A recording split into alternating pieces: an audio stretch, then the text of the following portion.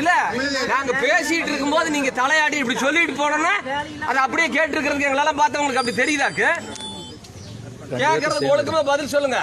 Complaint ready பண்ணி வச்சிருக்கிறோம். இதே செல்வம் உங்க மேல எஃப்ஐஆர் போட்டு ரிமாண்ட் பண்ண ஞாபகம் வச்சுக்கோங்க.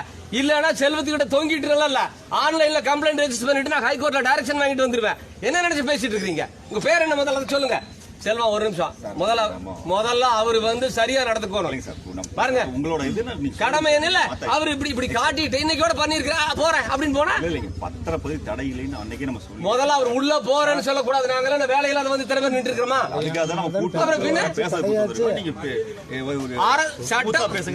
அல்லங்க அவரு ஸ்மூத்தா பேசியிருந்தா நாங்களும் ஸ்மூத்தா தான் பேசுவோம். என்ன சொல்லிருக்கணும்? கொஞ்சம் நீ தள்ளிலுங்க. நீங்க நடுவுல நிக்கிறத பார்த்தா ஏதோ நான் அவர் அடிச்சு போடுற மாதிரியும் நீங்க இப்படி குறுக்கணும்னு அவரோட முகத்தை பார்த்து உங்க பேரு சொல்லுங்க. செல்வ பாலமுருகன். செல்வ பாலமுருகன் உன்னை தெரிஞ்சுக்கங்க. நீங்க இந்திய அரசியலமைப்பு சட்டப்படி அரசு பணியாளராக நியமிக்கப்பட்ட ஒரு அரசு பணியாள். உங்களுக்கான ஊதியத்தை அரசு எங்களுடைய வரிப்பணத்திலிருந்து வழங்குகிறது. சட்டப்படியான ஆட்சி நடக்குது. உங்களுடைய வேலை ஒவ்வொன்றும் சட்டப்படியா இருக்கும். உங்க வேலை மட்டும் இல்ல, இவங்க வேலை உட்பட சட்டப்படி பண்ணலன்னா என்ன ஆகுங்கிறது இவங்களுக்கு தெரியும். இப்பதான் உன்னை நாங்க பயிற்சி கொடுத்துருக்கோம். புரியுதா? நீங்களும் அதை ஞாபகம் வச்சுக்கோங்க. நீங்க ஒன்னும் கடவுள் அல்ல, அல்லது நீங்க ஒன்னும் அரசர் அல்ல. நாங்க ஒன்னும் உங்ககிட்ட பிச்சை கேட்டு வந்த ஆளுங்க இல்ல. புரியுதா? நீங்க இந்த டாக்குமெண்ட் ரைட் பேசுற மாதிரி எல்லாம் பேசுறீங்கன்னா வேற விதமாய் போயிடும். அதை நீங்க ஞாபகம் வச்சுக்கோங்க. இப்போ போலீஸ் இருந்திருக்கிறது வந்து மாவட்ட நிர்வாகத்துக்காக.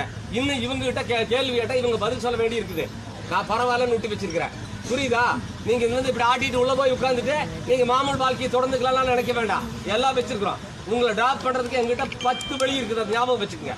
நாங்க தான் ரெஜிஸ்டர் ஆபீஸ் வரணும். உங்களை டிராப் பண்றதுக்கு இந்த வாரத்தில் பண்ணி போடுவேன். வேற விவகாரத்துல அது எங்களுக்கு தேவையில்லை.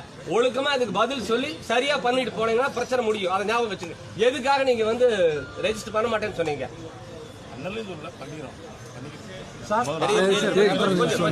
செல்வ இது என்ன பதில்? அவர் சொல்ற பதில் 3 லட்சம் நீங்களே இருந்தீங்க சார்.